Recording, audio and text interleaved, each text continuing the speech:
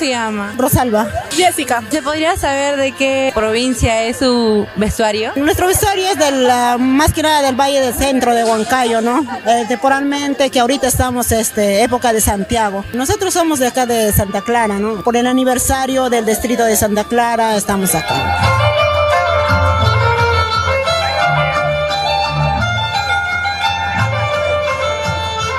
Es el Santiago Huancavericano.